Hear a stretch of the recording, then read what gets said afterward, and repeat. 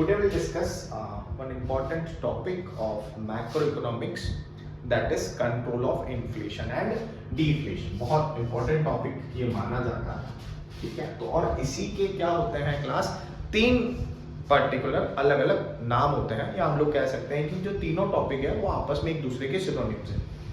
तो बच्चे क्या होते हैं अक्सर उलझ जाते हैं, because that is of 6 marks. ये जो दोनों यूनिट है मनी और बैंकिंग के टोटल 6 मार्क्स की होती है, और इसमें से ये क्वेश्चन हर बार या तो 4 मार्क्स में, या तो 6 मार्क्स में, या तो 3 मार्क्स में पूछा ही जाता है। तो पहला टॉपिक तो यहाँ पर बनता है, उसको हम बोलते हैं control of inflation and deflation.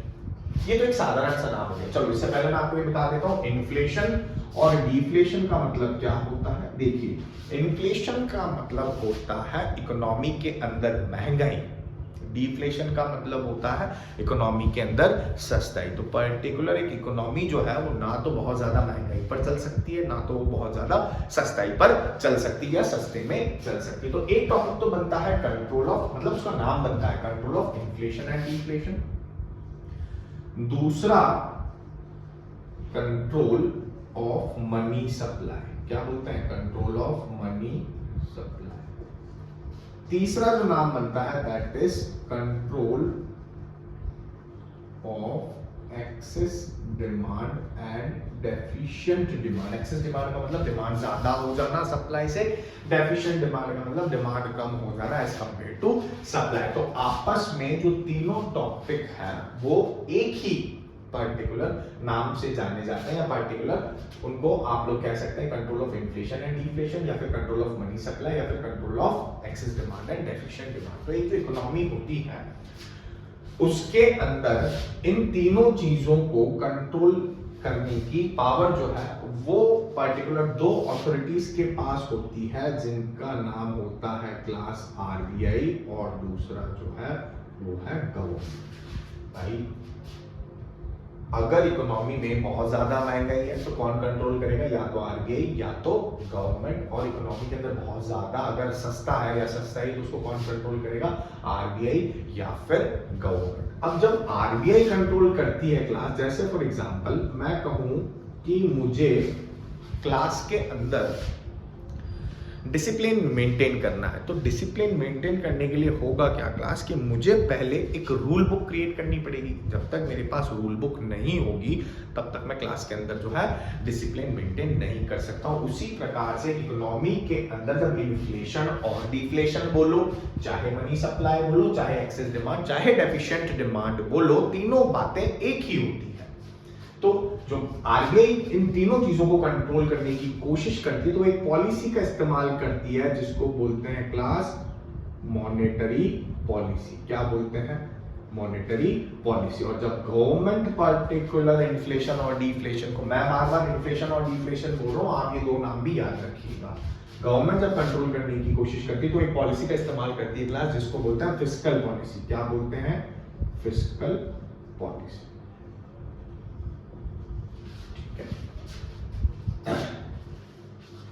तो पर्टिकुलर ये दोनों जो अथॉरिटीज होती हैं, ये इकोनॉमी के अंदर इन्फ्लेशन और डिफ्लेशन को कंट्रोल करती है विद द हेल्प ऑफ या विद द मदद ऑफ मॉनेटरी पॉलिसी और फिस्कल पॉलिसी। अब अक्सर होता क्या है, बच्चे कहां पर उलझते हैं, मॉनेटरी पॉलिसी के इंस्ट्रूमेंट्स के अंदर, कि कब किसको बढ़ाना है और कब किसको घटाना है। तो उसके लिए मैंने एक ट्रिक बनाई है, वो ट्रिक मैं आप लोगों को समझा देता हूं, तो आपके बोर्ड्स में जो है आपको आसानी से याद हो जाएगा कि कब किसको बढ़ाना है और कब जो है किसको घटाना है। तो हम इन्फ्लेशन और डिफ्लेशन को कंट्रोल कर ले, या मनी सप्लाई को कंट्रोल कर ले, या एक्सेस डिमांड या फिर डेफिशिएंट डिमांड को कंट्रोल कर ले। आइए चलिए देखते हैं। यहाँ पर मैंने लिखा क्लास आरबीआई, ठीक है, यहाँ मैंने लिखा गवर्नमेंट, ठीक है।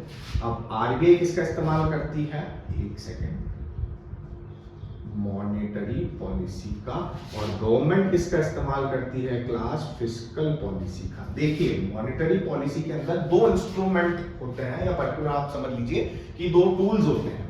उसमें पहला टूल है क्वांटिटेटिव इंस्ट्रूमेंट और दूसरा टूल है क्वालिटेटिव इंस्ट्रूमेंट, है ना। यहां पर क्वालिटी से क्रेडिट को कंट्रोल या मनी सप्लाई को कंट्रोल किया जाता है, यहां पर क्वांटिटी से पर्टिकुलर कंट्रोल किया जाता है। ठीक है, तो ये क्वांटिटेटिव इंस्ट्रूमेंट्स हो गए क्लास, ये हो गए क्वालिटेटिव इंस्ट्रूमेंट। अब क्वांटिटेटिव इंस्ट्रूमेंट्स के अंदर क्या आता है?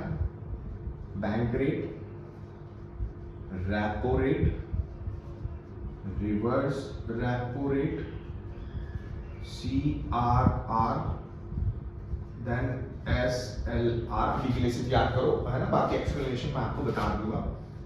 6th वन इज ओपन ओमो, है ना, ओमो मतलब ओपन मार्केट ऑपरेशन। ठीक है, bank rate, repo rate, reverse repo rate, cash reserve ratio, statutory liquidity ratio, open market operation. Qualitative instruments के अंदर आता है बच्चों सबसे पहला मार्जिन रिक्वायरमेंट, फिर आता है मॉरल सुएशन, और फिर तीसरे नंबर पर आता है क्लास क्रेडिट रैशनिंग। ठीक है, तो ये कहानी तो हो गई आपकी इन्फ्लेशन और डिफ्लेशन को कंट्रोल करने की, किसके द्वारा? आरबीआई के द्वारा। अब बात करते हैं गवर्नमेंट की। तो गवर्नमेंट के द्वारा फिस्कल पॉलिसी की मदद से, इसके अंदर कोई इंस्ट्रूमेंट नहीं होता, इसके अंदर नॉर्मल, अगर आप इंस्ट्रूमेंट कहना चाहो तो क्या कह सकते हो? सबसे पहला नाम जो कि बहुत कॉमन है, जिसको बोलते हैं क्लास टैक्सेस, और दूसरा है गवर्नमेंट का खर्चा, गवर्नमेंट एक्सपेंडिचर।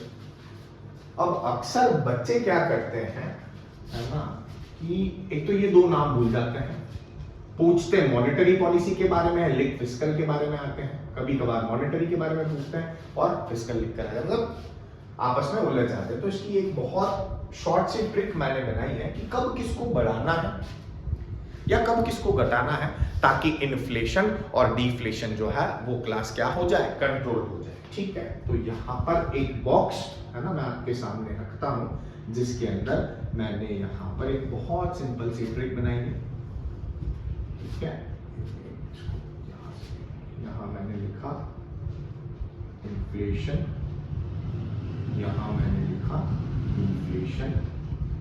ठीक है, यहाँ पर मैंने लिखे कंटेंट्स कर देते हैं, है ना, कंटेंट्स। पहले नंबर पे क्लास बैंक रेट, दूसरे नंबर पर रेपो रेट, तीसरे नंबर पर, एक सेकंड थोड़ा सा यहाँ इरेज करना पड़ेगा,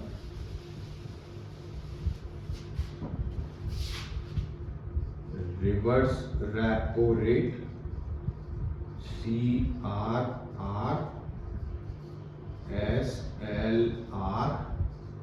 6 के अंदर यहाँ कर दीजिए मार्जिन रिक्वायरमेंट, 7 के अंदर आप कर दीजिए ओपन मार्केट ऑपरेशन। ठीक है ना, गवर्नमेंट के अंदर यहाँ मैं लिखता हूँ, तो था हमारा क्या था, टैक्स, और दूसरा था क्लास गवर्नमेंट एक्सपेंडिचर। ठीक है, बेसिकली इन्हीं सारी चीजों को बढ़ाया और घटाया जाता है। मॉरल सुएशन और क्रेडिट रैशनिंग एक, है ना, पर्टिकुलर अलग सा कंसेप्ट बन जाता है, जिसमें आरबीआई कमर्शियल बैंक्स को ओरली समझा देता है कि आप ये मत करिए, जो हम कहते हैं आप वही करिए, क्योंकि इकोनॉमी में बहुत ज्यादा या तो इन्फ्लेशन हो रहा है या तो डिफ्लेशन हो रहा है। ठीक है, तो ये दोनों चीजों को ओरली, है ना, क्योंकि ये क्वालिटेटिव में काउंट होती है।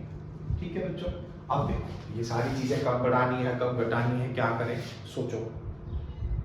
कैसे इन्फ्लेशन को कंट्रोल करें, कैसे डिफ्लेशन को कंट्रोल करें, है ना। Bank rate, repo rate, reverse repo rate, CRR, SLR, margin requirement और ओपन मार्केट ऑपरेशन का मतलब मैं आपको बाद में बताऊंगा, है ना, कि असल में ये होते क्या है ना। इन सबको कौन कंट्रोल करता है? इन सबको आरबीआई कंट्रोल करता है।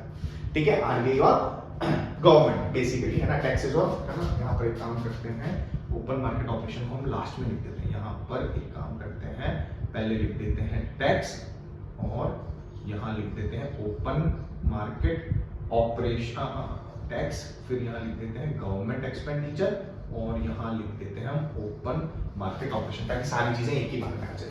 हाँ, ये ठीक है, ताकि आपको अच्छे से याद हो जाएगा एक ही बार में, वन शॉट, कि किसको बढ़ाएं किसको घटाएं।